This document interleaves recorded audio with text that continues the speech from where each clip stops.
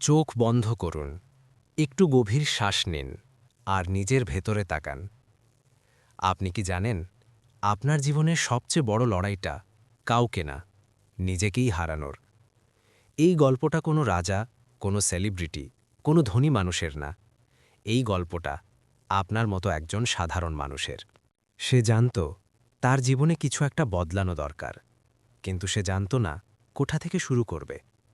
প্রতিদিন সকালে উঠে সে একই কাজ করত, একই পথে হাঁটত, একই ভুল করত।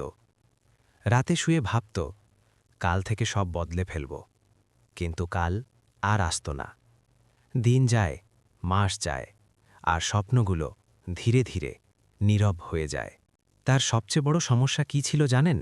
সে অলস ছিল না, সে বোকাও ছিল না। তার সমস্যা ছিল সে ভয় পেত। ব্যর্থ হওয়ার ভয়, মানুষ কি বলবে এই ভয়, নিজেকে প্রমাণ করতে না পারার ভয়। এই ভয়গুলো তার লক্ষ্যকে খুব দূরে সরিয়ে দিয়েছিল। একদিন রাতে সবাই ঘুমিয়ে পড়ার পর সে একা বসেছিল। ঘরটা অন্ধকার, মোবাইলটা পাশে পড়েছিল, মনটা ভারী। হঠাৎ সে নিজেকে একটা প্রশ্ন করল, আমি যদি এইভাবেই চলতে থাকি, 5 বছর পরে আমার জীবন কেমন হবে? এই প্রশ্নটার উত্তর তার ভেতর কাঁপন ধরিয়ে দিল। সে বুঝল, এই জীবনটা সে চায় না। সেই রাতে সে কোনো বড় প্রতিজ্ঞা করেনি, কোনো মোটিভেশনাল স্পিচ শোনেনি। সে শুধু একটা ছোট সিদ্ধান্ত নিয়েছিল, আমি আজ থেকেই শুরু করব, ছোট করে, চুপচাপ। পরের দিন সকালে সে অন্যদের মতো সবকিছু বদলানোর চেষ্টা করেনি।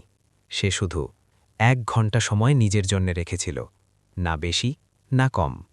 1 ঘন্টা, যেখানে কোনো এক্সকিউজ নেই। মন না চাইলে তবুও কাজ, ভয় লাগলে তবুও কাজ।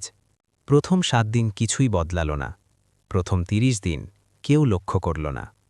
60 দিনে কিছু মানুষ হাসল, 90 দিনে কিছু মানুষ চুপ হয়ে গেল।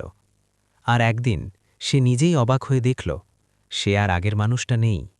সে বুঝতে শিখল, লক্ষ্য পূরণ কোনো একদিনের ব্যাপার না। লক্ষ্য পূরণ হয় প্রতিদিনের ছোট ছোট সিদ্ধান্তে। আজ একটু কষ্ট, আজ একটু একা থাকা, আজ একটু না বলা।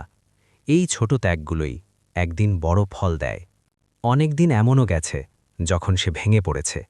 চোখের পানি কেউ দেখেনি, ক্লান্তি কেউ বোঝেনি, কিন্তু সে থামেনি। কারণ সে জানত, আজ থামলে সে আবার সেই পুরনো জায়গায় ফিরে যাবে, আর সে আর কখনো ওখানে ফিরতে চায়নি। ধীরে ধীরে তার ভেতরে একটা বিশ্বাস জন্মালো। এই বিশ্বাসটা চিৎকার করত না, এই বিশ্বাসটা শান্ত ছিল।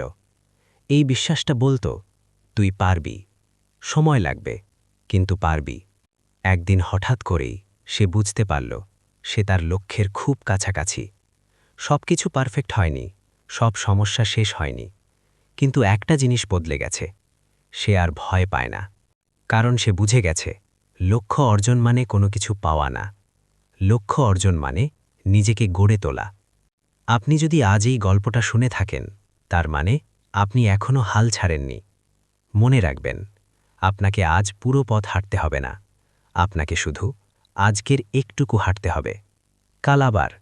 এইভাবেই লক্ষ্য পূরণ হয়, চুপচাপ, ধীরে, কিন্তু নিশ্চিতভাবে।